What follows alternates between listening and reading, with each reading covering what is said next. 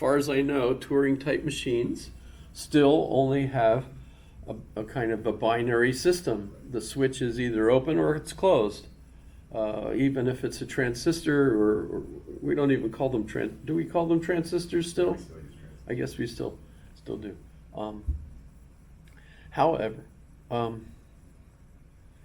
so the issue of looking at statements like this, I think this still works for us. It's just that we can argue over the meaning of P. Whatever statement we put there, we're going to have to interpret that statement in the same way that Lana Del Rey singing a song is putting a different interpretation on the words. And that's exactly what machines can't do right now. They can't assess value statements. They can only assess value statements off of statistics. So like algorithms, like AI, quote unquote, which is not artificial intelligence, it's like we discussed, it's human intelligence put to like a permanent system. It's a set of rubrics. And yeah, like he said, they learn off of each other, but learning in that process is not like human learning. And it's pre-programmed learning, I would presume. It's just, like you just said. Even true, if, true, false, as if false, then true, false, and it just keeps doing that. That's what an algorithm is. It's not artificial intelligence. We just keep calling it that because it's got a fun brand name. My answer to the difference, really, is that we're social intelligences. We have a network of basically what we're doing right here is having a discussion between all the participants that we know, basically, in some way, right? A lot of the folks online, I only see a black screen with their name on it, but I've also gotten their emails, and by the way, thank you for your responses to the quiz question last class, which was, who do you think is going to win the election, Trump or Kamala? Or actually, I should say Trump or Harris, or Donald or Kamala. If I'm going to, I'm not suggesting that one should win and the other should lose, of course, even though I certainly think that's the case. But in any case, as my position requires, I'm not promoting one or the other. I've noticed in the responses that they're leaning heavily towards Trump as opposed to Harris. Even though in a lot of those emails, the people that are saying that are also suggesting that they don't think that that's the best choice. They're actually saying, but their sense of the polling, and that's kind of, we were on a discussion just last night talking about the nature of the polling, and there were 67 polls sponsored by the Republican Party just like this last week, all of which were heavily supporting the idea that Trump was winning. But then they report that, and then it gets shared, and so you get in the media this sense that, oh my goodness, it's a tidal wave of support for Trump, but that's actually a result of the social media trying to push this impression. So you get other polls out there that say it's just the opposite. So if we're self-evaluating, as we do in a quiz question like that, it's open, safe. You could pick either, and by the way, everyone that picks the winner will pass the course with an A, and the people that don't pick the winner will still get an A.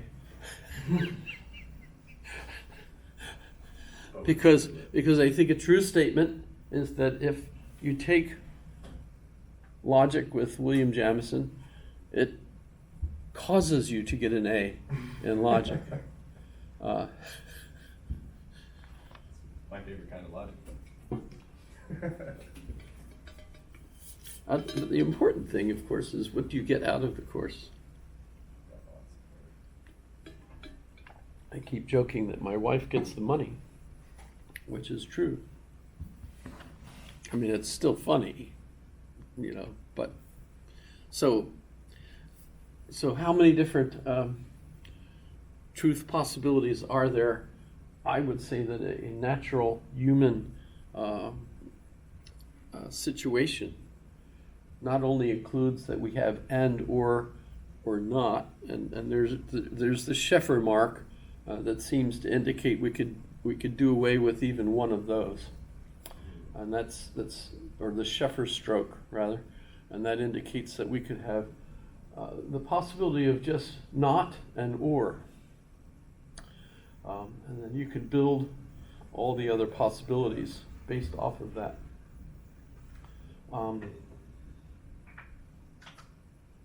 And that's interesting because, of course, with computers you either have the switch on or off, Right. which means what? That's what I was saying. It can't evaluate a value statement. A value statement is dependent on the individual. Well, I'm thinking that it's just like the potato.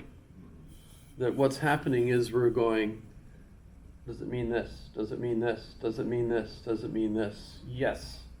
That's what I'll take it as. And I don't know how we're evaluating whatever that is that we're evaluating. Is it a potato?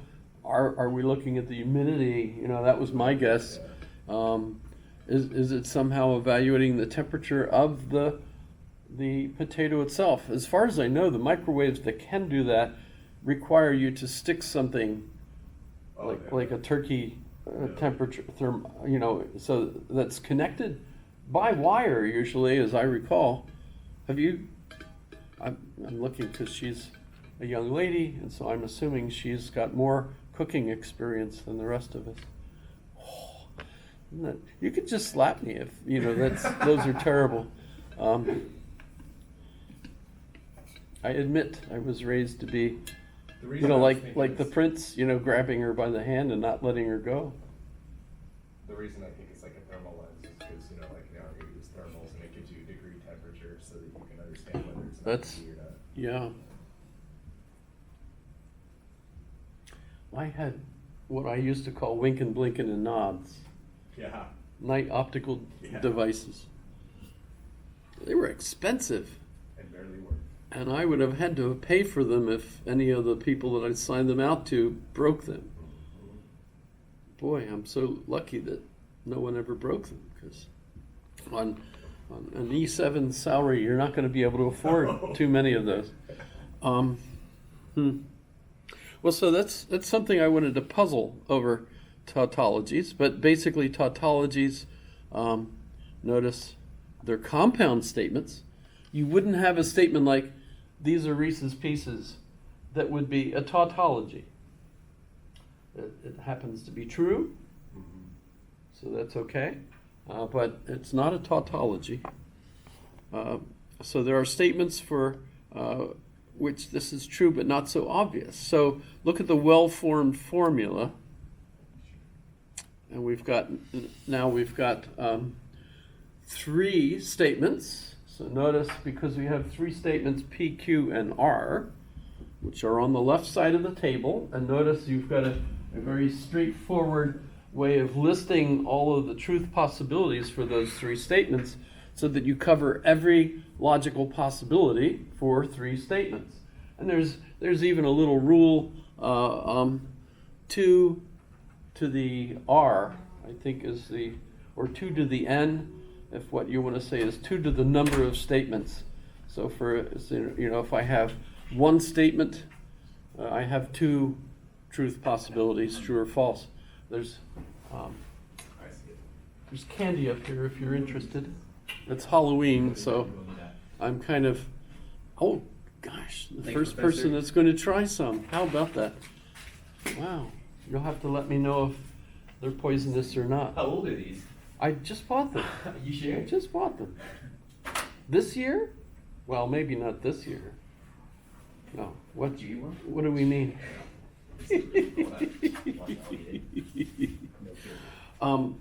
Sorry. So we've got three statements If I have one statement, there's two logical possibilities, true or false.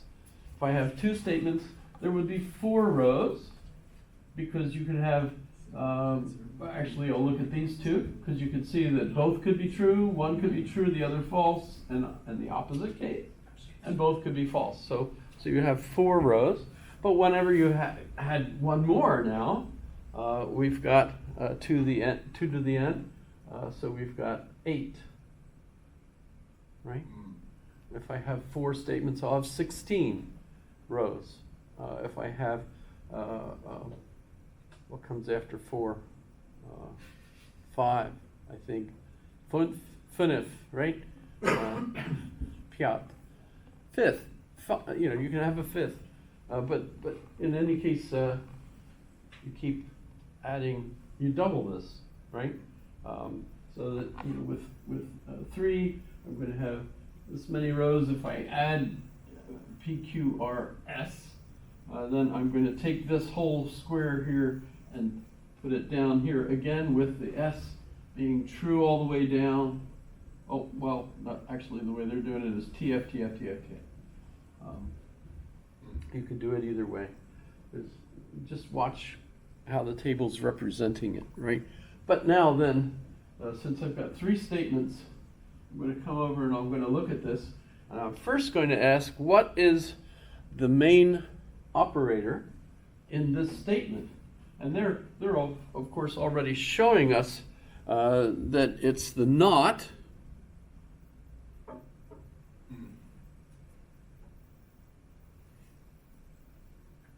It's not, no, I'm sorry. It's the if then. That's an arrow. My eyes are going. I have glasses here somewhere. There they are. But you have to put them on your face in order for them to work. But in any case, so this is, let me read the statement. It's if R, then either if P then Q, or it's not the case if R then Q. So that's the more complex statement that they're giving us here, right? So if R, which is on the left, then, so the main logical operator in this statement is this if then here. So if R, then all of this, and all of this, so the next thing would be, what's the main operator over here? And it's the disjunct. And it's either this or this. So then I have to go into the parentheses to figure out, well, what do we got here? So we got PQ, if then, so I follow the format for an if then statement, and so whenever what's on the left is true, but what's on the right is false, then the whole thing is false. So the only place where I can see a false is here and here, where that's the case. All the rest of them are true. Or what's over here. And now what's over here, the negation sign is the main operator actually on this side. Because whatever you get here, all of these, will be negated here. So since you get true, that's false. True, it's false, etc. Right? See? So now I'm looking at this whole thing, and what we see is that it turns out to be true in every single logical possible case. Right?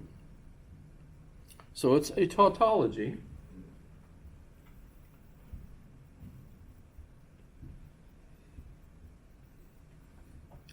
Is the only place where R turns out to be true and everything on the left false.